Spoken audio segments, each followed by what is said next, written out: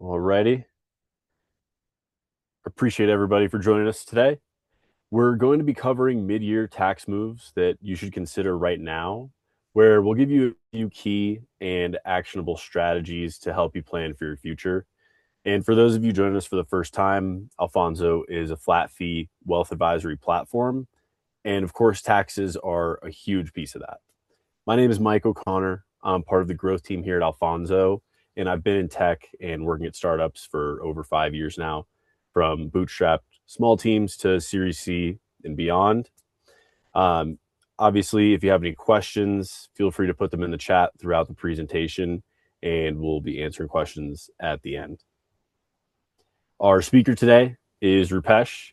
He's the senior financial advisor at Alfonso. He has over 10 years of advisory experience, MBA from Boston College. He's also a CFA charter holder. Before Alfonso, he actually managed about 300 million at a hedge fund focused on portfolio management. These days, he works specifically with tech employees navigating equity compensation, RSUs, ISOs, ESPPs, and the tax complexities that come with that. So with that, I'll go ahead and pass it over to Rupesh. Thank you, Mike. Good afternoon, evening, everybody. Quick honesty check before we get started.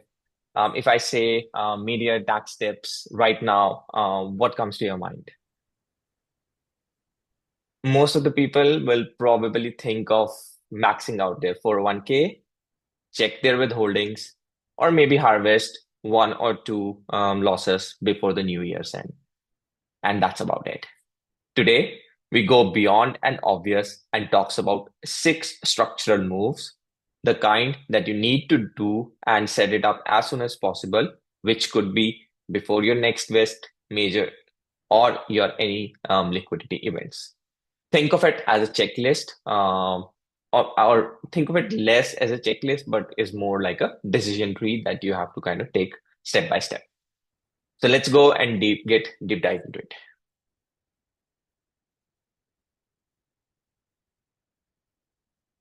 So here's the number that actually drives this whole conversation, which is the 37%. What's that? That's the top federal tax bracket, which is kind of incurred if you have an income of 626K beyond if you are married filing jointly. And that's before the state taxes shows up to the body. And for most of the people, vesting doesn't ease up into this top bracket. It shoves you actually into this particular one, which makes our taxes on the higher end. And here's the force number two. A lot of you have, let's say, stock positions, which are highly concentrated, and that's growing right alongside your career, which means you have the same company, same signatures on the paychecks, and it technically dominates your net worth as well as your career. That's not diversification. That's debt with extra traps. So that's where we're going to kind of focus on mostly. So in terms of the decision tree, these are the mappings that we are looking at, which is harvest your losses, hedge them, diversify your portfolio, offset your income actively, unwind your losses through giving gains through giving an estate tool, and engineer your waste smartly. So these 6 moves, and this is the important part, they build on each other. It's not in isolation. They build on together, and that's how you achieve the ultimate goal of tax optimization and portfolio management.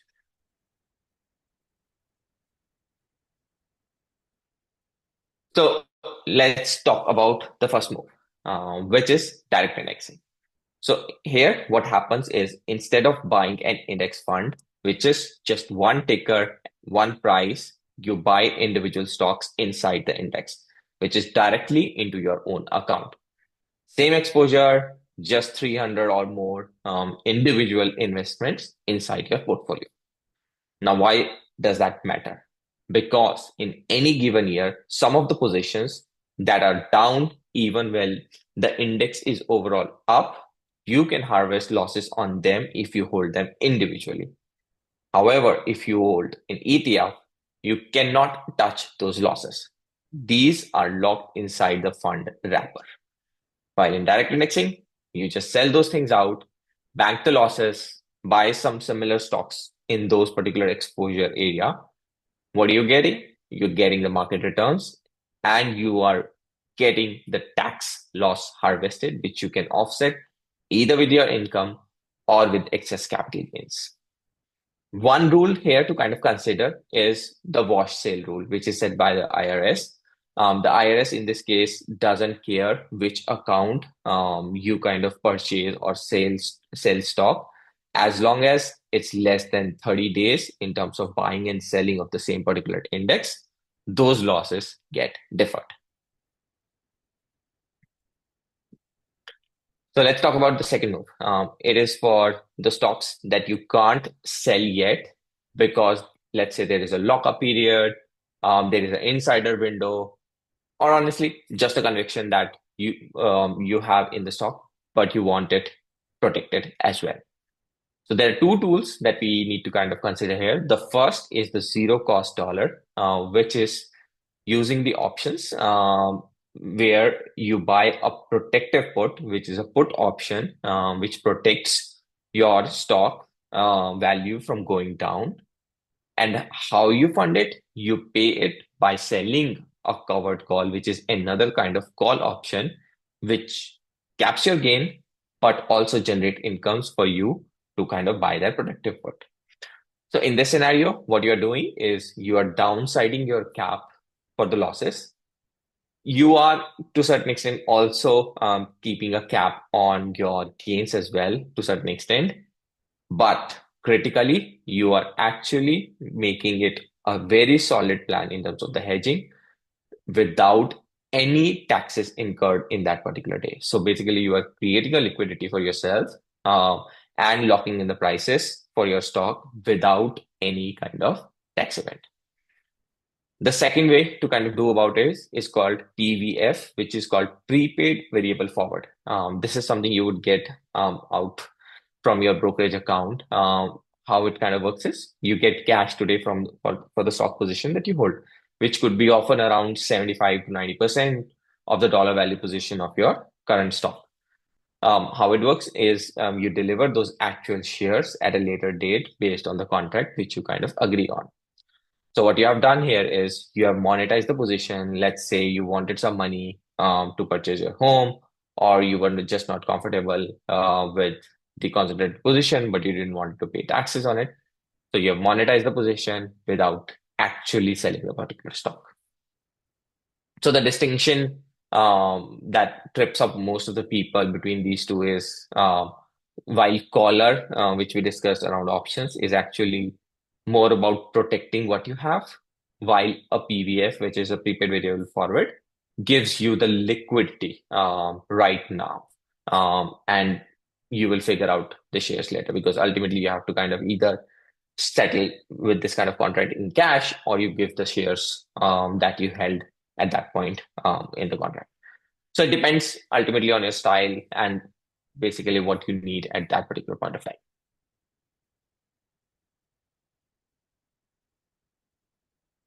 Okay. So move number three. Now you are actually ready to reduce the position which you hold in a concentrated position. That could be through your RSUs, options, or ESPP. Um, Two parts to consider here again. The first is called the exchange fund. Here, what you do is you contribute your appreciated shares, which are like high in capital gains, into a partnership, like a pooled fund, which has other investors as well that are from different companies. Think of it as a supportive group that also diversifies your balance in terms of different stocks. So what are the constraints? So this means you participate in that fund and you pay the fee to that fund. And there is roughly a 7-year period of lockup in that particular fund. However, you exit from this fund with a diversified basket and the gains deferred all those along the years. So what you did was you diversified your stock position without incurring any capital gains on that particular day. The second approach is SMA based approach, which is more hands-on if you want to kind of do it by yourself, or you can pass it on to your financial advisor or portfolio manager. So here, how it works is you trim the positions systematically over time, rather than doing it all at the same time. And the losses that you harvested in move one via tax loss harvesting and direct indexing comes in really handy here, and you offset the gains that you incurred from these kinds of sellings through that.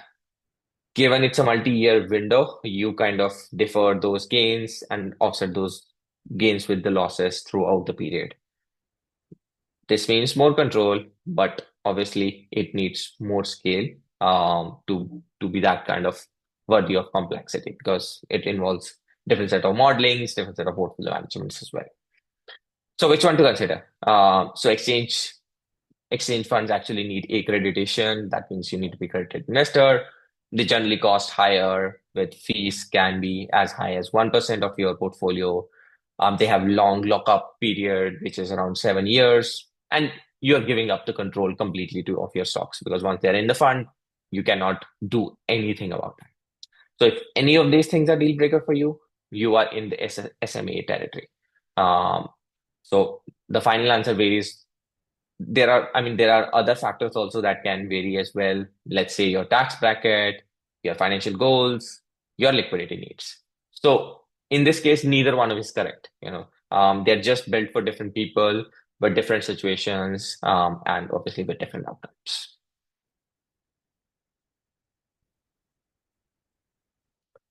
Okay. So next move is move four. This is where you stop playing defensive and start playing offensive with your income. So there are a number of ways to do it. So we'll only include just two of them. So one is short-term rental, where you purchase a property, generate a large active paper loss via cost segregations and bonus depreciations that go straight up against your ordinary income. So benefits here include tax benefits through these depreciations and segregations, and the passive income generation from their rental income. So one thing to consider is without active participation, you won't be able to show them as active. So you need to show at least 100 hours of work for that particular property in a year to qualify for active losses. Another example is something like a commercial solar and EV project investing. So here you participate in a project that supports clean energy and the US energy infrastructure. And in exchange, what you get is heavy dollar for dollar investment tax credits, or ITCs, plus bonus depreciations. If these are structured well, this can easily offset more than 90% of your cost directly through your tax bill. On top of that, there is a passive income generation opportunity that remains within these projects, obviously, if invested smartly. You have to be very, very careful about these investments. These require real capital and strict compliance with IRS material participation tests. Some other strategies you can consider that can offset your active incomes are oil and gas investing, business setup for workings, equipment investings, and so on. So these are kind of all different set of investments that you can use. Again, all these investments need to be very, very carefully analyzed to make sure they suit your risk and your return profile. So moving into the next part, this is all about these four tools, which is about getting you out of a concentrated low basis position without any capital gains bills. These strategies work for you if you won't believe in some charity or if you plan to kind of do it in future, or are you doing it right now? We'll walk quickly through them. There are four kinds of associated with this. The first is CRT, which is charitable remainder trust, where you contribute the stock, trust, and put it in the trust. Trust sells it tax free, so no capital gains. Then you structure it in a way that you get some income out of this trust, and the rest kind of goes into the charity. All you get is upfront deduction and an income. The second is called donor advisor fund bunching, where you just donate shares, which are, let's say, high in capital appreciation, and you can give that particular money, so you can sell it without any tax implications, and you can give this money to your kind of favorable let's say charities. The third is NUA. This is for the company stocks. If you have company stocks inside your 401k, where you can split your ordinary income on basis from long-term capital gains into growth, which often is a much better deal than just straight IRA rollover. And lastly, it's GRAT, which is shift your future appreciations into your heirs, which gifts tax-free and is most powerful when you kind of start it before the next run up, which is, when you kind of get the shares and are about to, let's say, sell those things up. The honest trade-off, all these actions are largely irrevocable. So they carry, and on top of that, they carry real setup and admin cost as well.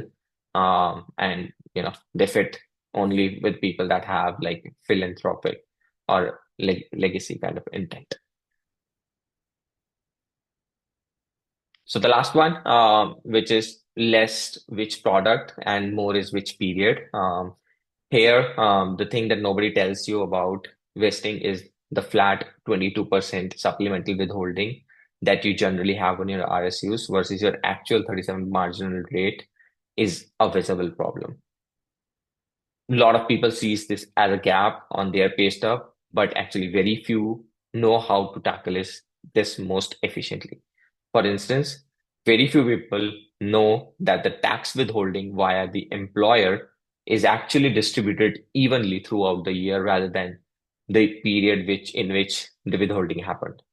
What that means is if you paid less taxes, let's say in the first half of the year, you can catch up with them without any incurring penalties if you withhold higher in the later part of the year. So irrespective, you ideally need multi-year bracket smoothing, which means modeling your 2026 and 2027 and 2028 kind of taxes via pulling deductions, charitable giving into your high vest years, pushing discretionary income out of them. Use NQDC, which is non-qualified deferred compensation, if your company lets you defer salary to flatten out the spikes inside your income, and then just coordinate the calendar. Make sure let's say, for example, 15 September is the deadline to pay your Q3 payments. December 31 is last call on NQDC elections, charitable giving, tax loss harvesting, and then obviously January 15 for your last Q4 harbor check, which is the estimated tax payment before it gets locked in. So to summarize all, let's take a quick real world example of Jim, who has 750K in household income. What he did was three moves, which gives you the real number. So he's married, he has a kid on 750K between salary and vesting equities. So putting him in the 37% bracket, has a concentrated position in Meta, where he has some cash ready to deploy as well. And West makes his estimated payments interesting as well. So what he do?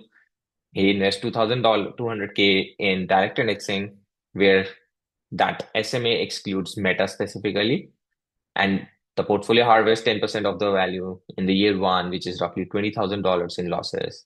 That $20,000 now offsets his gains from Meta selling, which had capital gains, creating $6,000 in tax savings straight away. The second, he did solar and EV investing, where he invests 100K with 2x leverage. He got $60,000 in credit as part of ITCs, which are obviously subject to AMT. Plus, there was 100% bonus depreciation as well on his cost basis, which meant another 51K savings. So he saved around 111K on this particular investment. Finally, he did a short-term rental where he purchased a property for Airbnb style of renting worth 500K upfront money, put it 120K cost segregation, resulting in 150K in deductions, resulting in $55,000 saved in taxes. So in total, that roughly means $171,000 with just these three moves in year one tax savings for him. And this is free one paying quarterly estimates to the 100% safe harbor mean as well. So these are just the illustrative numbers at 37% bracket. Your actual number may vary, and the state taxes are not considered in this particular calculations as well. So to kind of club it all together, so it's everything is a decision tree. It's not a checklist. So the whole thing is on one table, six moves. When each one actually applies, the other one trades off for each other. That's when things fell into the right places. How it how you can think of this is like a marathon, where you are kind of passing a relay from strategy one to strategy two. All these things needs to kind of work together. Uh, you get the best out of all these in kind of opportunities. So if you ask me when is the best time to actively consider these strategies and start working on saving some actual dollars and building a greater legacy, I'd say you should have talked with your advisor yesterday. With that, I'll pass on Mike back to Michael for Q&A part. Awesome. Appreciate that, Rupesh. I feel like all of those strategies really shows how important it is to have an advisor who understands all of your situation. And like Rupesh said, with that, I'll go ahead and start reading off some of the Q&As. And if you have any questions or think of any as we're going through, feel free to put them in the chat and we'll answer them for you. All right. So the first question is, are there any benefits to do these now over doing it in December? Yeah, I mean, good question. A lot of these things require some kind of legwork beforehand. So, for example, direct indexing needs some time to book the losses. Some of these investments need active participation. So that means you need some early period to kind of show those particular R's. So earlier you kind of started, the more time you get to kind of, let's say, build more losses in something like a direct indexing and build more concrete plan around how you're going to be actively participating in these kinds of investments. So in short, yes, the earlier you start, the better it is in terms of giving yourself time to kind of execute these more efficiently. Great. What's the difference between a caller and a prepaid variable forward?